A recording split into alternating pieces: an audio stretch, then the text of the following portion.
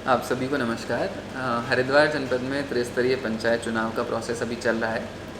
यहाँ पे 4 पदों के चुनाव का जो प्रोसेस है वो चल रहा है, जिसमें ग्राम प्रधान, ग्राम पंचायत सदस्य, क्षेत्र पंचायत सदस्य और जिला पंचायत सदस्य, इन सभी पदों पे जो उम्मीदवार हैं वो चुने जाएंगे। अभी जो आयोग द्वारा अधिसूचना जारी की गई है उसके हिसाब से 6, 7, 8 सितंबर को सभी ब्लॉक स्तर पर जो आरओज़ हैं और जो एआरओज़ हैं उनके द्वारा नॉमिनेशन पेपर्स को रिसीव किया जाएगा। आप सभी को बता दूं कि नॉमिनेशन पेपर्स की जो बिक्री हो रही है उसमें भारी मात्रा में, काफ़ी संख्या में नॉमिनेशन पेपर्स की बिक्री हो चुकी है ऑलरेडी ब्लॉक लेवल पे। और अगर आपको अपना नॉमिनेशन पेपर ख़रीदना है, अगर आपको भी इलेक्शन में भागीदारी करनी है, तो आप 8 सितंबर को 3 बजे तक अपना नॉमिनेशन पेपर ख़रीद सकते हैं सभी ब्लॉक से। उसके बाद आप 8 सितंबर को 5 बजे तक अपना नॉमिनेशन फॉर्म ब्लॉक में संबंधित एआरओ को डिपॉजिट कर सकते हैं। अब जब आप नॉमिनेशन फॉर्म खरीदते हैं किसी भी ब्लॉक से, तो आपको ब्लॉक द्वारा ही कुछ डॉक्यूमेंट्स की लिस्ट प्रोवाइड की जाएगी और साथ में ही संबंधित एफिडेविट्स की भी लिस्ट प्रोवाइड की जाएगी, जो आपको नॉमिनेशन फॉर्म भरते टाइम पे एफिडेविट्स साइन करके, नोटराइज करके, जो भी फॉर्मेट बता रखा है नॉमिनेशन फॉर्म के साथ, उसके साथ ही सबमिट करने पड़ेंगे। कुछ इम्पॉर्टेंट डॉक्यूमेंट्स जो कि इस बार आयोग ने ऐड किए हैं वो हैं, जैसे कि एक है प्लास्टिक का एफिडेविट, कि आप अपना पूरा चुनाव का जो प्रोसेस है और जो भी आप कैंपेनिंग करेंगे उसमें किसी भी तरह का प्लास्टिक यूज़ नहीं करेंगे। तो एक बहुत बड़ी चीज़ है। विधानसभा चुनाव में भी एफिडेविट भरा गया था और त्रिस्तरीय पंचायत चुनाव में भी एफिडेविट भरना अनिवार्य किया गया है। इसका मतलब यह है कि प्लास्टिक का जो क्वांटिटी आप किसी भी तरह से यूज़ करते हैं इलेक्शन में, उसको लिमिट किया जा सकेगा और इसी तरह जो भी अभ्यर्थी होंगे वो कम से कम प्लास्टिक यूज़ करने की पहले से ही शपथ पत्र नॉमिनेशन के साथ दाखिल करेंगे। साथ में ही अगर किसी के भी 3 बच्चे हैं, अगर तीसरा बच्चा 25 जुलाई 2019 के बाद हुआ हो, तो वो अभ्यर्थी इस नॉमिनेशन फॉर्म को भरने के पात्र नहीं होंगे। अगर 25 जुलाई 2019 से पहले अगर किसी के 3 बच्चे हैं या 2 से अधिक बच्चे हैं, तो वो फिर भी अपना नॉमिनेशन फॉर्म दाखिल कर सकते हैं और उनका नॉमिनेशन फॉर्म स्वीकार भी किया जाएगा। साथ में ही आप सबको एक एफिडेविट ये भी भरना पड़ेगा कि आपके घर में एक पक्का शौचालय अवेलेबल है और आप उसे यूज़ कर रहे हैं। ये भी एक बहुत अच्छी पहल है। इससे हम इंश्योर करते हैं कि सभी पंचायत स्तर पर, सभी हमारे ग्रामीण क्षेत्रों में जो हमारे पब्लिक रिप्रेजेंटेटिव चुने जाएंगे, उनके घर में एटलीस्ट एक फंक्शनल टॉयलेट ज़रूर होना चाहिए। इसके अलावा बहुत सारे अन्य डॉक्यूमेंट्स हैं जो आपको नॉमिनेशन फॉर्म के साथ भरने पड़ेंगे, जैसे आपका शैक्षिक योग्यता का प्रमाण पत्र, जैसे आपका जाति प्रमाण पत्र। ये सभी डॉक्यूमेंट्स सभी ब्लॉक लेवल पे एआरओस के माध्यम से रिसीव किए जाएंगे।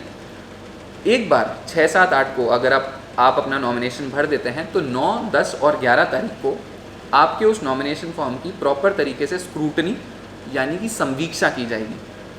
इस स्क्रूटनी में एआरओ द्वारा और ब्लॉक स्तर पर डिप्यूटेड हमारे आरओज़ द्वारा ये सारे डॉक्यूमेंट्स का फिर से रीवेरिफिकेशन किया जाता है और ये इंश्योर किया जाता है कि संवीक्षा उपरांत केवल वही अभ्यर्थी चुनाव के लिए पात्र हों जिन्होंने ड्यूली जितने भी रिक्वायर्ड डॉक्यूमेंट्स हैं वो सारे के सारे अपने नॉमिनेशन फॉर्म के साथ अटैच करके रखे हों।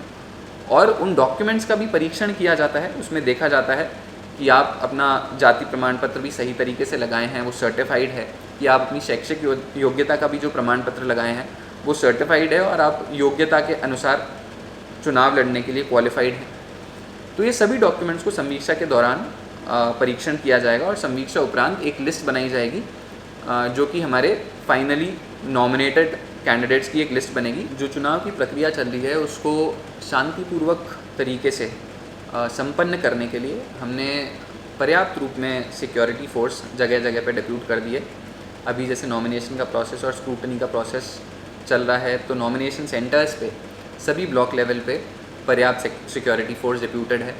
साथ ही में सभी जो पोलिंग स्टेशंस हैं, टोटल 1491 1491 पोलिंग स्टेशंस निर्धारित कर लिए गए हैं, जो कि हम लोग इस चुनाव के लिए बनाएंगे। और सभी पोलिंग स्टेशंस को सेक्टर्स और जोन्स में डिवाइड कर दिया गया है।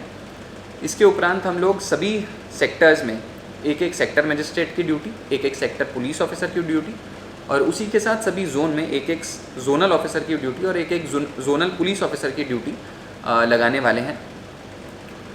सभी को रिस्पॉन्सिबिलिटी दी जा रही है कि वो अपने अपने सेक्टर्स में और अपने अपने जोन्स में इलेक्शंस को शांतिपूर्वक तरीके से कंडक्ट करने के लिए अपना अपना रोल वहाँ पे पूरा करेंगे।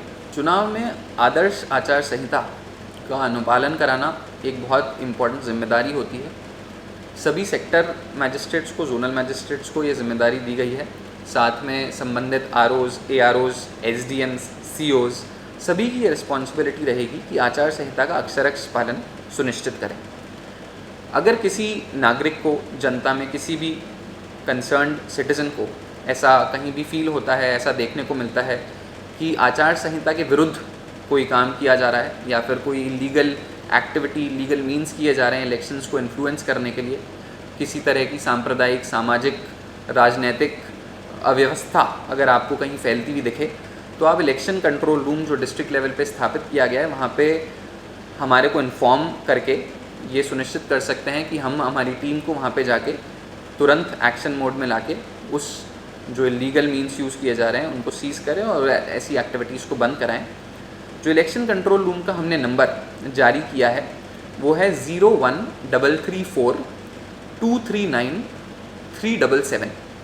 ये आप सब लोग नोट कर सकते हैं।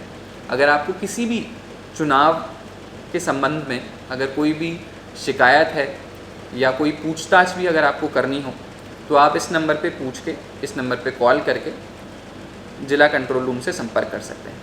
किसी भी इलेक्शन प्रोसेस को संपन्न और सक्सेसफुल तभी माना जा सकता है जब उसमें जन भागीदारी बहुत अच्छे से हम लोग इंश्योर कर सकें।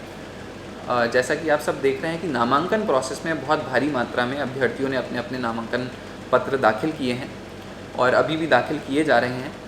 साथ में ही अब इम्पॉर्टेंट रोल है निर्वाचकों का, जो फाइनली हमारे वोटर्स हैं, जो कि नागरिक हैं, जो वोट देने आगे आएंगे। मैं आप सभी से अनुरोध करूंगा कि आप अभी से इलेक्शन प्रोसेस में अच्छे से इन्वॉल्व रहें, सभी अभ्यर्थियों का अच्छे से परीक्षण करें और परीक्षण उपरांत सही अभ्यर्थी के लिए वोट देने के लिए आगे आएँ। साथ ही में ये इंश्योर करें कि आदर्श आचार संहिता का अच्छे से अनुपालन हो रहा हो। अगर कहीं भी आपको लगे कि आचार संहिता का उल्लंघन किया जा रहा है तो हमारे को कंट्रोल रूम के नंबर पे तुरंत सूचित करके अवगत कराएं। आप सभी का धन्यवाद।